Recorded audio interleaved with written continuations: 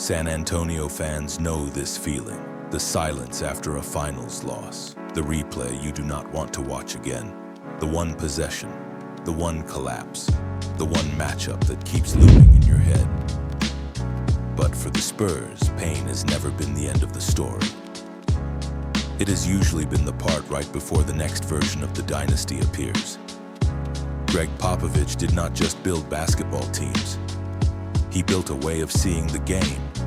5 championships, 29 seasons, the NBA's all-time wins record, and a culture that kept renewing itself.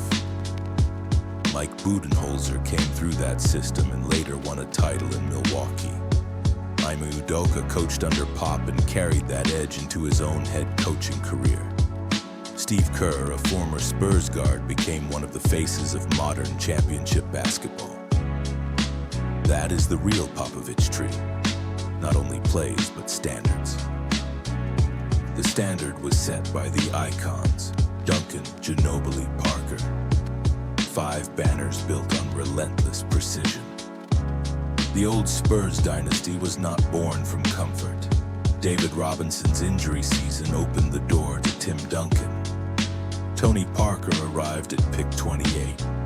Manu Ginobili arrived at pick 57. The franchise did not chase noise.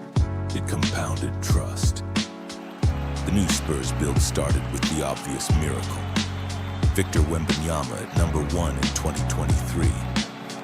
But a rebuild is not one name. Stephon Castle added defensive force. Dylan Harper and Carter Bryant added another young layer. And while stars command the headlines, the culture survives on the silent heroes. Devin Vassell remained the perimeter glue, the quiet engine that refused to break. Then San Antonio made the veteran acceleration move, landing De'Aaron Fox in a 3-team trade with Sacramento and Chicago. That deal was not cheap. It cost players and picks. But it told the league something important. The Spurs were no longer just collecting prospects. They were ready to put pressure on the Wembanyama timeline. That is why last season matters so much. San Antonio did not just make a cute run.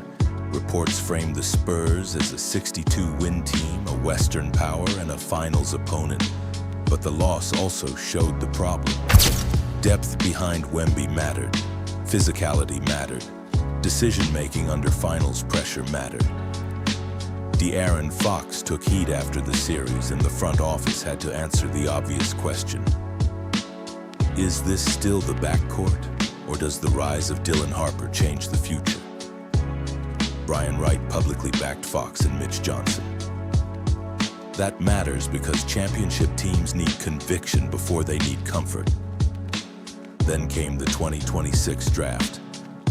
The Spurs did not draft like a team chasing flash. They drafted like a team that remembered the finals. Jaden Quaintance at pick 20 is a long-term defensive bet with injury risk, but the upside is obvious. More athletic size near Wembanyama. Then San Antonio traded into pick 26 for Taris Reed Jr., another front-court body.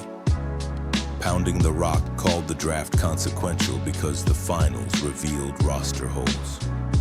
The New York Post framed the Spurs as addressing a critical need for big man depth. That is the key.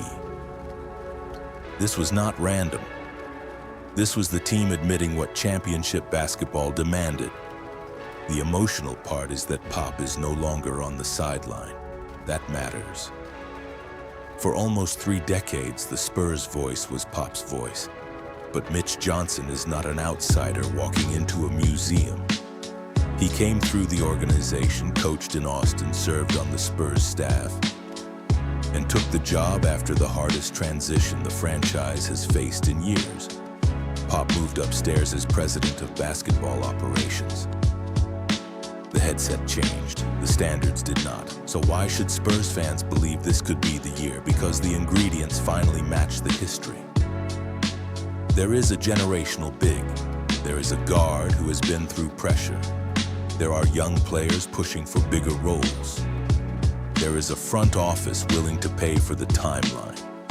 And now there is pain. Real pain.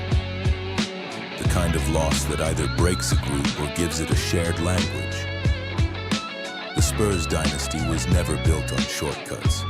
It was built on patience, scars, development, and ruthless clarity. If Wemby turns the finals loss into fuel, if Fox answers the criticism, if Harper and Castle force the team to evolve, and if the new bigs give San Antonio the physical edge it lacked, then this is not just another rebuild. This is the next Spurs title window announcing itself. That is the signal.